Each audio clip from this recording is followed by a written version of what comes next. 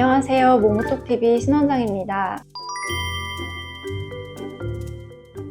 오늘은 탈모 한의사가 비추천하는 탈모 치료에 대해서 말씀드릴게요. 제가 생각하는 비추천 탈모 치료의 결론은 나의 생활 습관을 바꾸지 않고 탈모 치료에만 의존하는 것이라고 말씀을 드릴 수 있겠습니다. 이것은 마치 과식하고 소화제 먹으면 되지 라는 상황과 똑같다고 할 수가 있고요. 원인을 찾지 않고 그렇게 살아가는 것과 똑같은 이치라고 할 수가 있는데요. 제가 왜 이런 생각을 하게 됐냐면 탈모 치료를 하면서 쉽게 접하게 되는 피나스테리드 계열의 양약 치료를 하시면서 탈모의 효과를 어느 정도를 보고 있던 와중에 어느 순간 되니까 효과가 미미하고 다시 나빠지는 것 같더라 하면서 찾아오시는 분들이 계세요. 그분들을 진료를 해보면 10중 8구 생활 습관이 문제가 되는 경우가 많았습니다. 탈모는 유전적인 영향을 많이 받는 질환이긴 하지만 그 유전적인 부분이 시작하는 타이밍, 발현에 영향을 미치는 것은 생각보다 다양한 원인들이 존재합니다.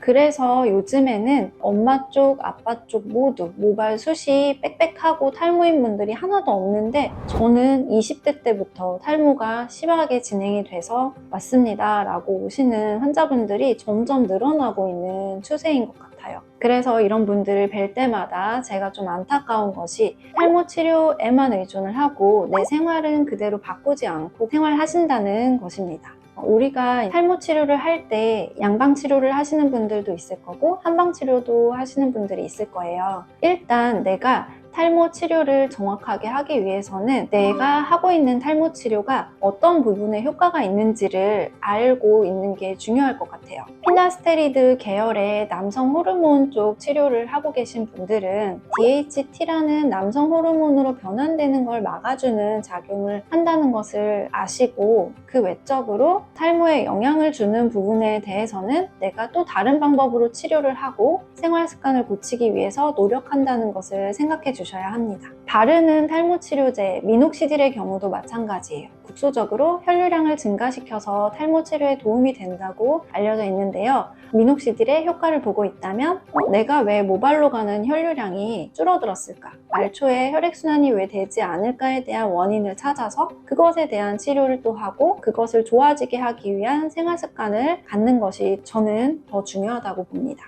또 탈모 치료의 한 가지로 환자분들이 선택하시는 것 중에 하나가 두피 문신, 모발 이식 이런 것들이 있습니다. 물론 당장에 눈에 띄는 효과는 얻을 수 있겠지만 사실은 이게 근본적인 탈모의 문제가 해결이 된 게 아니기 때문에 그대로 생활을 하게 된다 보면 당연히 탈모는 더 진행이 될 수밖에 없는 상황이 오게 되고요. 그렇게 되면 나중에 탈모 치료는 더 진행된 상황이라 더 어려워지는 상황이 올 수가 있습니다. 지금 내가 어떠한 탈모 치료를 하고 있고 어떤 임기응변의 방법을 찾았다고 하더라도 저는 진짜 내 모발 건강을 지키고 탈모의 걱정에서 벗어나기 위해서는 내 생활 습관도 서서히 개선해 나가야 된다고 생각을 합니다.